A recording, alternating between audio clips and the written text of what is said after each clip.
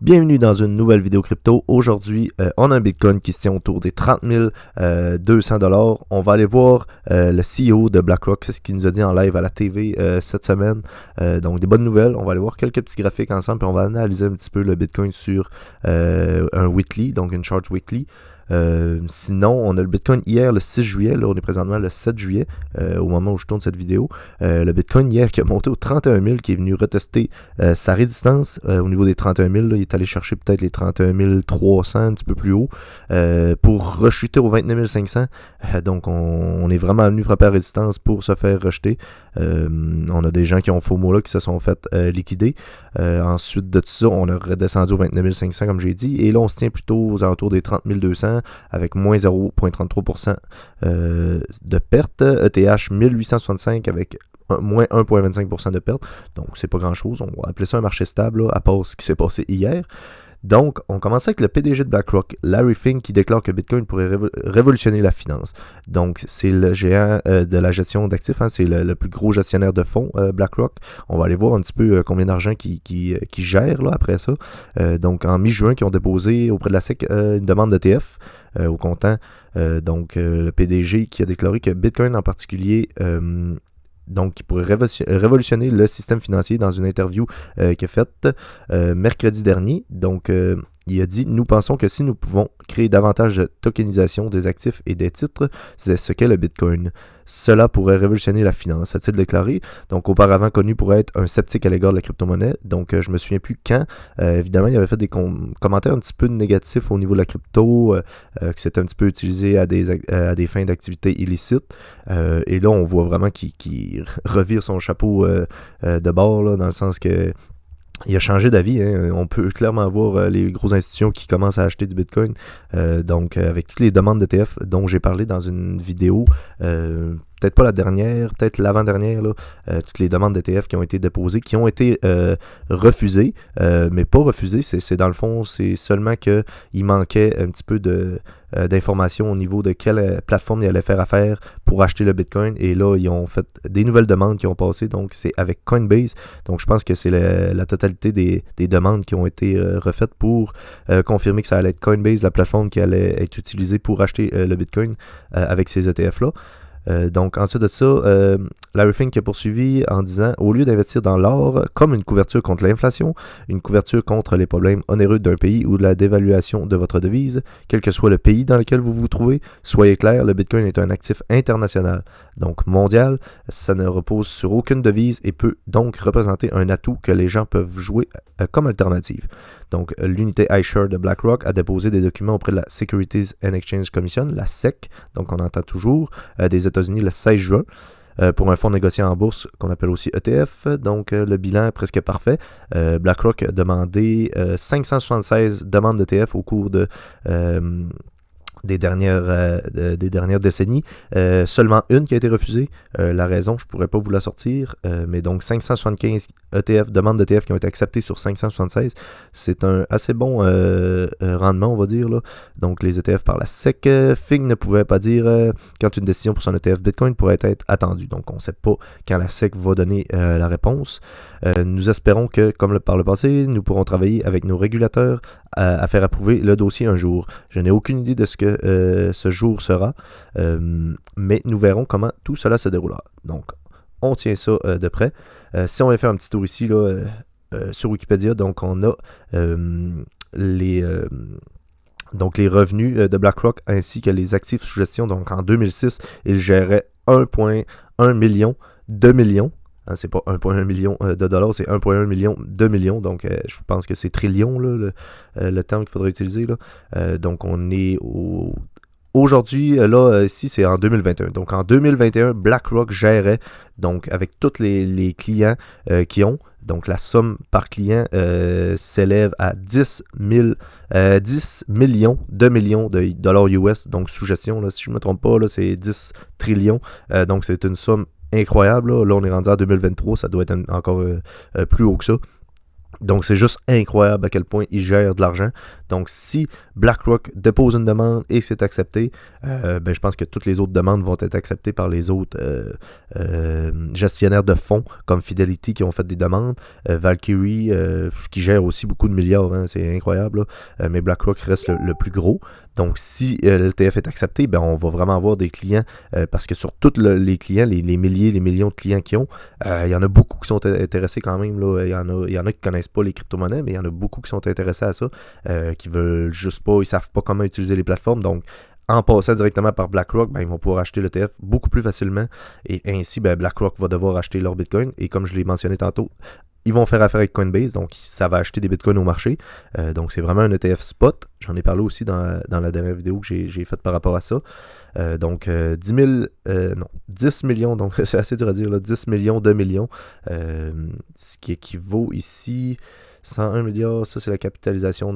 Donc je pense que c'est 10 trillions, là. Corrigez-moi si je me trompe, là. Mais bon, ici, qu'est-ce qu'on a? On a la volatilité du Bitcoin, là, le graphique en bas ici, ça c'est le prix du Bitcoin. On a la volatilité du Bitcoin, donc qui est à presque zéro. Là. Ça arrive pas très souvent. Là. On l'a eu en début donc 2023.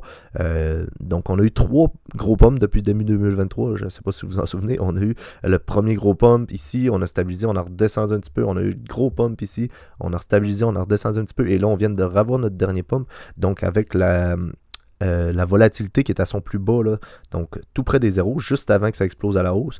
On avait eu un pump ici aussi et on était... Donc la volatilité là était basse, on n'était pas à zéro. Ici, on était quasiment au même niveau que là. Qu'est-ce qu'on a eu? Ben, on a eu un petit pump aussi. Ici, qu'est-ce qu'on a eu? Ça n'a pas été un grand pump, là, mais on a quand même eu un petit pump. Là. Mais les plus intéressants, c'est vraiment début... fin 2022, début 2023, on a vraiment eu la volatilité qui est venue toucher cette ligne des 0.02, là, tout près des zéros. Et ensuite, une grosse explosion à la hausse. Je pense pas que c'est 100% si on se fie ici, là, donc on est tout près des zéros et pourtant on est descendu. Donc, c'est vraiment la volatilité. Là, c'est-à-dire qu'on stagne, là, le prix bouge quasiment pas. Ça veut pas dire que c'est 100% sûr qu'on va péter à la hausse. Donc ici, on a l'exemple où on brise à la baisse. Ici, à la hausse. Pour cette séquence de temps, là, on est plus souvent à la hausse, là, mais bon, moi je pense qu'on devrait voir un Bitcoin qui va continuer à la hausse, donc stagner. On va aller voir ça un petit peu encore. Là. Donc ici, c'est sur du très long terme, hein, chaque chandelle weekly, donc une semaine chaque chandelle. La dernière fois qu'on est venu passer le rouge ici, c'était juste avant la COVID qu'on a eu ici. Donc on est venu par-dessus le ruban, on est venu le retester. On a eu ensuite la COVID pour repasser en dessous. On a eu le ruban qui s'est transformé en rouge légèrement à cause de la peur dans le marché, la COVID évidemment. On est ensuite venu rebriser ça à la hausse et on n'est jamais repassé en dessous de ça jusqu'à... ici, on ne va pas vraiment compter qu'on est passé en dessous. Là. Évidemment, on a eu des pics, là, mais les chandelles en tant que telles sont dans le ruban. Puis on est venu briser à la baisse ici, juste avant qu'on repasse dans le rouge. Et là, qu'est-ce qu'on est venu faire? Ben, notre bear market ici, zone d'accumulation qui est commencée, hein, selon moi. Et là, on est en train de virer au vert ici, donc un petit peu comme là. Hein. On va pas prendre ça en compte à cause de la COVID. Là, on va dire qu'on est pas mal ici. Là. Donc, on a le ruban rouge qui vient faire notre U avec le cours qui fait le U. On a notre cours qui fait le U et le ruban qui fait notre U ici. Donc, qui se contracte vraiment. Là. Ici, il est épais, donc vraiment dur à passer. Ici, il se contracte, on vient le passer. On fait un pullback dessus même. On va dire ici, pullback dessus. Et là, la grosse chandelle verte ici là, qui me fait penser un petit peu à ce genre de chandelle-là qu'on avait ici. Et même après la COVID, la grosse chandelle-là. Donc, pourquoi pas venir retester ce ruban-là? Là, s'il commence à se réouvrir un petit peu ici, dans le vert, on vient le retester. Donc, au niveau des 26 000 peut-être, pour ensuite repartir. C'est pas un scénario que je laisse de côté. Ça peut arriver. Mais sur du long terme, ça reste bullish pour moi. Si on regarde un petit peu, mon genre de graffiti là-dessus, là, ce dessin-là, moi je le comprends. Je vous l'ai montré une couple de fois pour ceux qui écoutent les vidéos. Donc, si vous êtes nouveau, bienvenue. Évidemment, j'ai beaucoup de lignes sur ce graphique-là. Là. Les plus importantes, ok, c'est vraiment, on va dézoomer un petit peu. Donc, on a cette ligne-là qui est notre support depuis très longtemps, là, la COVID ici. Donc, depuis le dernier cycle, là, dans le fond, ça dure depuis extrêmement longtemps. Donc, cette ligne-là qu'on est venu faire un rebond dessus. On est venu ici la briser à cause de la COVID, mais on est tout de suite revenu en haut de ça. On est venu faire notre rebond ici, après notre dernier cycle, donc 2020-2021. On est venu retester ça dans le bas de notre bear market. Bas du bear market ici, exactement sur la même ligne. Donc, ensuite de ça, qu'est-ce qu'on va regarder? On a aussi ces lignes-là qui sont hyper importantes, qui servent de support et de résistance. Là. On l'a vu plusieurs fois là, lors de notre haut cycle aussi. On est venu passer en haut. On est venu prendre ça comme support. On est venu reprendre ça comme support. Support ici, où on est venu galérer un petit peu, on est descendu, on est venu tester ça en tant que résistance, et là on est encore une fois sur cette résistance, donc c'est vraiment, où j'ai mis ces cercles-là, c'est vraiment des zones là, où les vendeurs, les acheteurs se battent un petit peu pour le prix, là. Donc une fois qu'on va briser ça, par contre, là, ça va être champagne, hein, ça je vous le dis, là, ça va être assez incroyable. Donc, on va venir briser ça, on va venir probablement retester ça. Et ensuite, c'est bull market pour 2024-2025. Donc, dans ces zones-là, ouais, 2025, on est où, là? Probablement dans cette zone-là. Là. C'est assez dur à dire. On peut avoir un market, donc un cycle qui va être en double top, ça, on ne le sait pas. Mais bon, moi, je pense que le prochain cycle va être assez incroyable avec les institutions qui font leur demande d'ETF et qui sont assez intéressées au Bitcoin. Je pense que l'argent va découler dans le marché. Sinon, on a des plus petites lignes ici. Évidemment, on a cette ligne-là qui nous a servi de résistance et maintenant de support tout au long de notre bear market. Donc, résistance. Ici, on est venu la briser. Support, on a rebondi dessus. Donc, on a cette dernière ligne-là qui est assez intéressante, qui est depuis le début 2023. Donc, on est venu tester ça en tant que support 3 fois. Donc, après notre 3e fois, c'était réellement une ligne qu'on pouvait considérer. Là, à 2 fois, ça compte pas. À 3 fois, oui. 3 fois, c'est notre support. Donc, pourquoi pas venir retester cette ligne-là. Et en plus de ça, j'en ai déjà parlé aussi dans une autre vidéo. On est vraiment dans un genre de triangle ascendant là, depuis extrêmement longtemps. Donc cette ligne-là avec cette zone-là, donc qui forme un genre de triangle ascendant. Là. Et on est aussi dans ce genre de petit triangle ascendant-là. Là. C'est assez dur à comprendre quand même. Donc cette ligne-là qui forme notre triangle. Donc on s'en vient au bout ici. Et souvent ce genre de triangle ascendant-là brise à la hausse. Donc pourquoi pas, là, on a jusqu'à potentiellement début septembre 2023, là, où on pourrait rester dans ces zones-là, venir retester cette ligne-là. Les 26 000 sont où, là, si je me fie à ce que je disais tantôt. Donc, pourquoi pas venir retester les 26 000, donc venir faire un rebond ici, 27 000 environ, sur cette ligne-là, pour ensuite venir briser ça dans les prochains mois. Donc, c'est ce qui conclut la vidéo pour aujourd'hui. Je ne sais pas si elle est longue, je le dis quand même beaucoup de choses. Mais je trouve ça assez intéressant de regarder des graphiques comme ça, puis de parler un petit peu du CEO BlackRock, de ce qu'il a dit cette semaine.